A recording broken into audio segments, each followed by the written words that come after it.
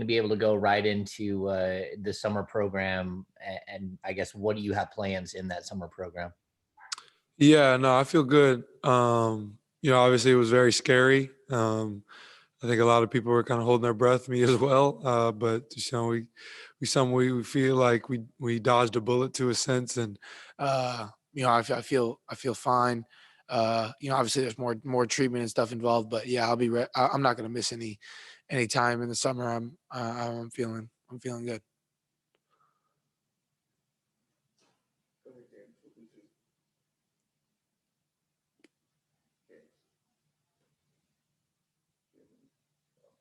Go ahead, James. We'll do two. My bad. So what is your biggest goal this summer? I mean, you got your first taste of the league. Is it gaining weight, getting stronger? Just what is it you're trying to work on? Yeah, I would say, obviously getting stronger is a big part. Just kind of coming into my man body or whatever, just living in the weight room. But at the same time, another important thing is, just continuing to grow my relationships with my teammates. Yesterday people were saying, I'll see you later. I'm like, yeah, expect a phone call from me every week. So, I don't know if it'll be every week, but just trying to grow relationships with guys, be closer. So going into next year, I have even better relationships with everybody, and that can help us lead to success. Marshall Harris.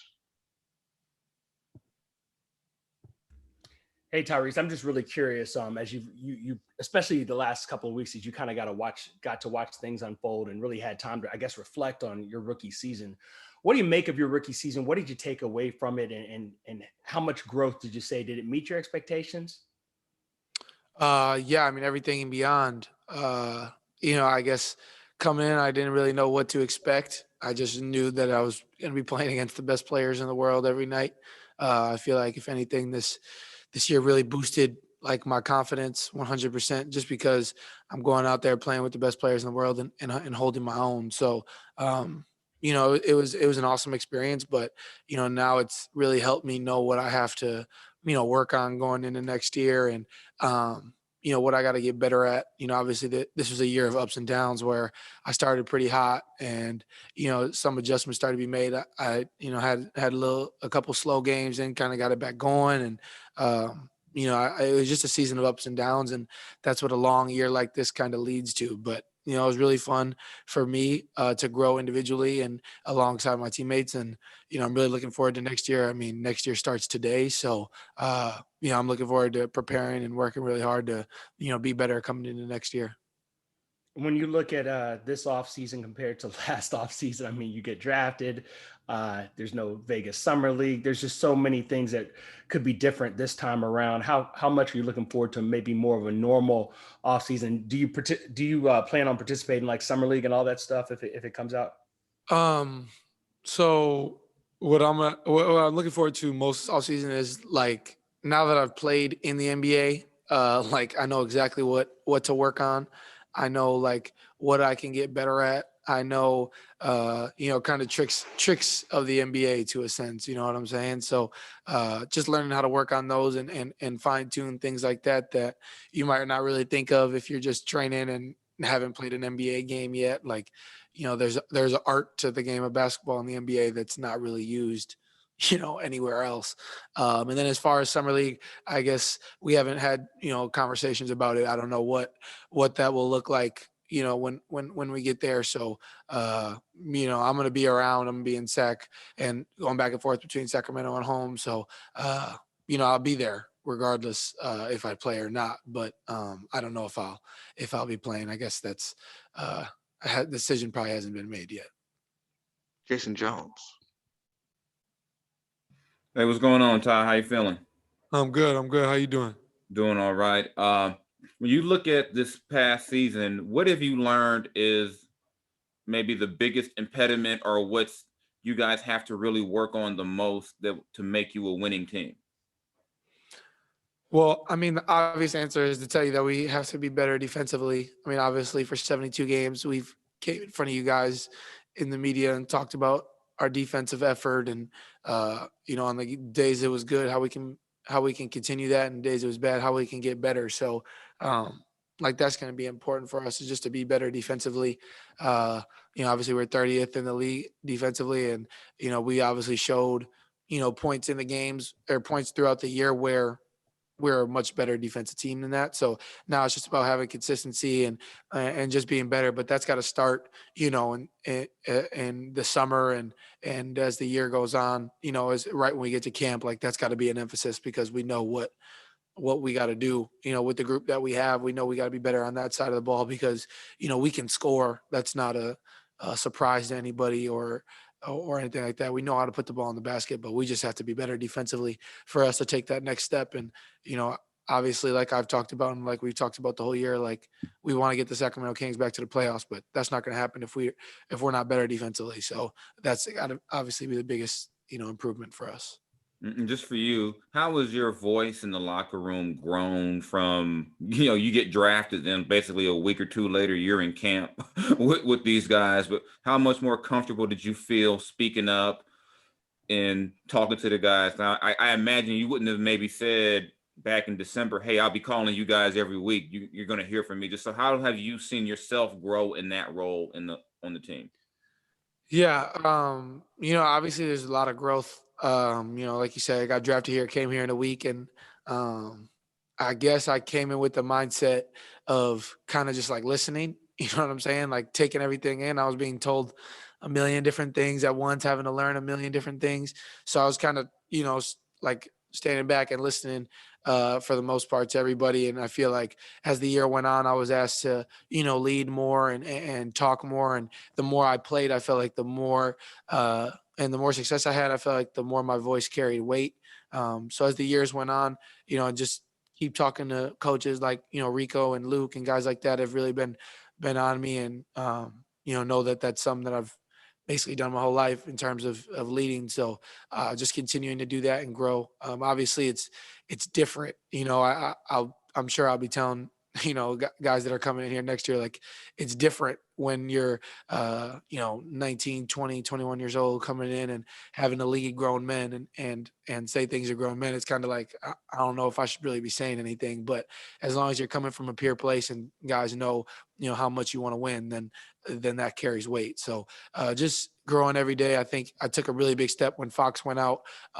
We lost obviously a big voice in our leader. So somebody had to step into that role and HB wasn't playing. So, HB and Mo were on me to be more vocal, be more of a leader. So I feel like that really boosted me. I guess you could say like confidence wise to be more vocal and that helped me a lot. So going into next year, just doing a better job at that. And, I'm going to be around, be vocal and that's going to help me take the next step, but us take the next step, the more vocal I am. I'm Cunningham.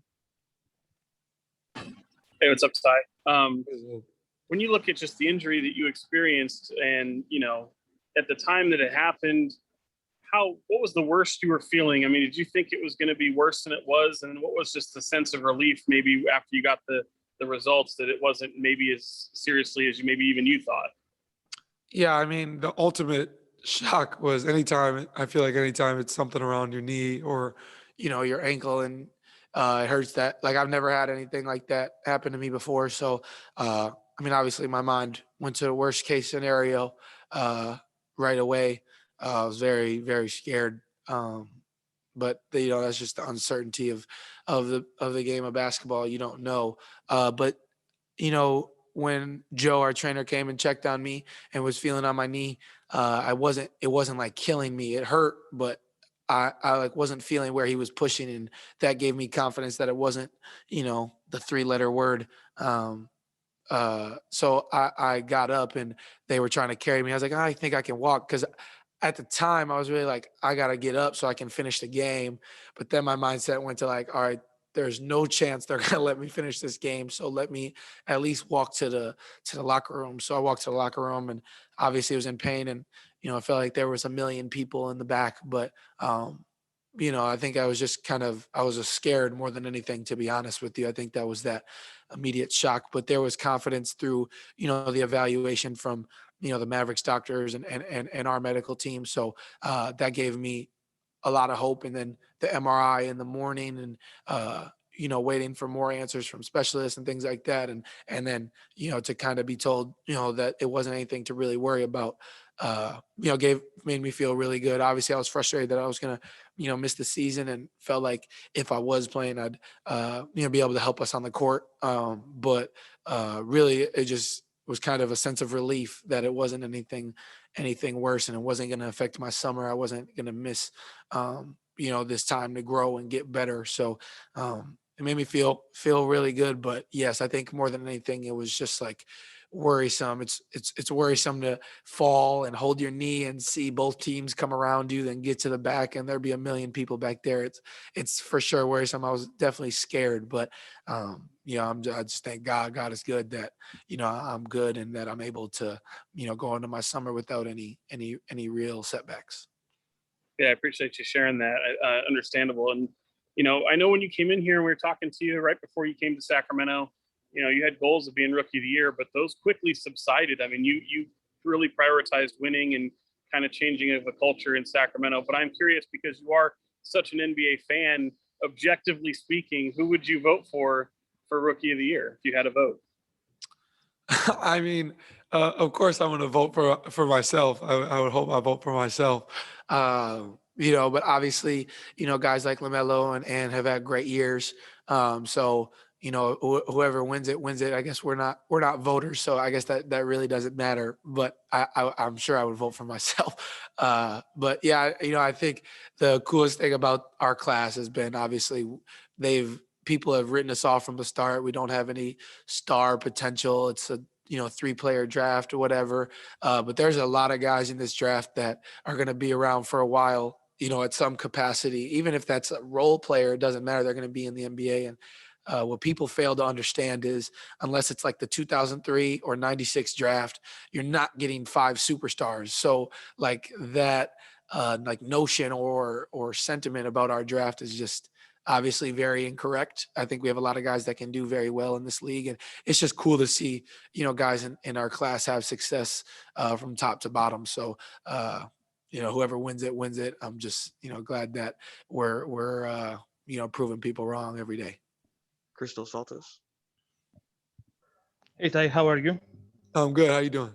I'm fine, thank you. I would like to ask you, how many steps on the right direction do you feel that you made as a team, especially in the second half of the season? And also about you, to be in the conversation about the rookie of the year and to be one of the most effective rookies of this season, is something that exceeded your expectations? So to answer the first part of your question, I mean, I don't know how to scale it in terms of steps, but I felt like we took positive steps as the year went on, just growing and learning. I think mistakes were made obviously throughout the year, in multiple different multiple different facets, but just learning from those. I hate to say, we're a young team, but like we're not that young. You know what I'm saying? We're just kind of inexperienced. You know what I'm saying? So, it's just been a year of ups and downs for us, where you're learning every night. And now that I have a year under my belt, and other guys have another year on their belt, I hope we can kind of use those and just put them into our toolbox going into next year. Obviously, things have happened throughout the year that you don't want to forget, and things have happened this year that I'll never forget, in terms of losing games and things that guys have said and things like that. Like, that's just going into my toolbox for next year, and I hope that we can use that to grow next year as a unit. And then to answer the second part of your question, obviously I have the utmost confidence in myself to be successful. So I guess it didn't really come as a surprise to me that I had a lot of success throughout my rookie year. So I guess that was more surprise to other people, that I was, because I'm the 12th pick, and how good can the 12th pick be, and whatever. But I hold myself to a very high standard. So it wasn't that big of a surprise. I guess I've been doing this my whole life, so I guess it's not that big of a surprise to me. So now it's just about growing every night. And also, the Kings has 15 straight seasons without playoff. Is it an extra motivation for you? It's an extra push about next season? Yeah, I mean, 100%. I mean, obviously, this organization means a lot to me. The fans mean a lot to me. Just winning and pride mean a lot to me. So, of course, getting to the playoffs is a big deal for me. I think early in the year, like probably my first interview with you guys, I was like, oh, my goal is to win Rookie of the Year. But like Sean said, like that quickly shifted to making the playoffs. And like as this summer goes on and you guys or anybody asks me, what are my individual goals? My individual goal is to get this team to the playoffs. So I don't care what my year looks like in terms of statistics or anything like that. I'll know I had a successful year if we got to the playoffs. So, that's my goal. I think that's everybody's goals. I've been telling people, ever since, we technically got eliminated that was my goal, and I'm going to work really hard to do that. So that's where I'm looking at. And I know that might be, ambitious maybe of a second year player to kind of have that goal, but that's just who I am. And I hold myself to that standard. So that's the only goal that I have, going into the next season. We'll just do a couple more. Jason Anderson. Hey, Ty, nice to talk to you again, man. I'm curious, have you been able to resume anything like on court, or just, where are you guys at in that part of your rehabilitation process? No, I haven't got on the court yet. I'm sure it will happen soon. But it's more just been about, making myself feel good, just on in everyday activities. I think that's been more important. So we're doing that now, and it's obviously a slow progression. Obviously, the year's done, so I guess you're supposed to take a certain amount of time off. But I'm here today, so like I said, next season starts today. So just slowly getting there, and obviously I trust our medical team. They've done a really good job in helping me with my body all year. So I'm just listening to them, and when I'm able to resume on court activities, then I'll be doing that. Okay. And, you've talked about relationships here today. Luke talks a lot about relationships. De'Aaron recently has spoken about, some of the relationships that are forming. I just wonder, from your perspective, how would you describe the relationships that are being forged here, specifically, amongst a few of you guys who were considered core players and this coaching staff? Yeah, I mean, I'm growing with guys every day. Continue to have conversations and learn more about them.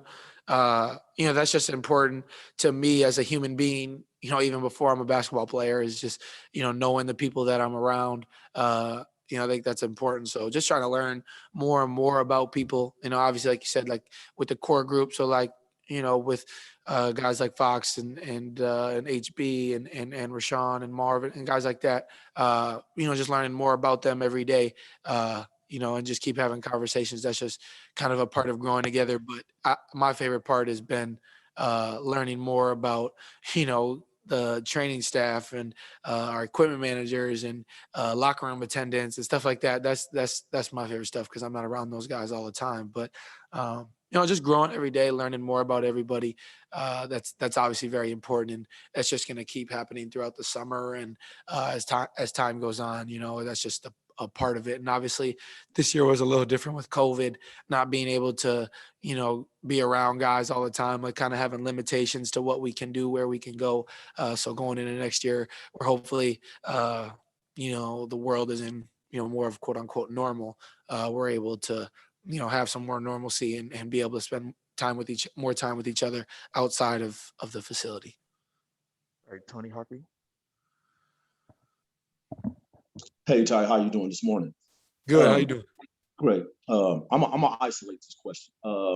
Coach Walton, because Coach Walton has been talking in past tense and in future, as he should, and changing the culture of this organization. This season, he looked in battle, but not besieged, because you guys never jumped the ship. I just wanted to see if you can provide some details of just working with Coach Luke Walton this season during this COVID pandemic. Yeah, me and Coach's relationship has really grown throughout the year. Just learning more about him. My favorite part about the year was kind of as we got towards the end of the year. Obviously, I already watched film by myself and watched film with Rico, and I'm obviously diving into film. But towards the end of the year, like I would just go into his office before the game. Me and him would watch film for 30 to 45 minutes, and I'd just be in there. We'd just be in there talking and growing or just teaching points and things like that. So we've just grown our relationship has really grown throughout the year. My favorite part about Luke is obviously he played in the NBA. He's an NBA champion. So just learning from him, hearing stories from him about, being in the NBA, hearing him tell stories about, the great Laker teams and things like that. Like that stuff, I really enjoy just because it's like I'm learning, you know what I'm saying? So, I love stuff like that. So we're just going in there because he's very much so a player's coach. I played for, I feel like a player's coach in college as well. And I have never had a coach that I can't go to and talk to and say whatever I want within reason. But say how I feel. So it's been really nice to play for him and also grow in our relationship, because I feel like that's just going to help us have more success, as time goes on. And just real quick, for a follow up, you just mentioned a player coach. Where would you stack him up as a coach in your career thus far? Well, I mean, I think I gotta spend more time with him. Obviously the NBA is a different game. I'm not gonna, my high school coach probably gonna call me after this if I put him ahead of him or anything. So I guess I ain't gonna do rankings or done. But me and Luke, we get along really well. I love him. Love playing for him. So he's definitely high up in that regard, and I speak very, very highly of him to everybody. So we get along really well, and I'm looking forward to playing for him for years. As we move on. All right, thank you, Ty. Appreciate it, guys.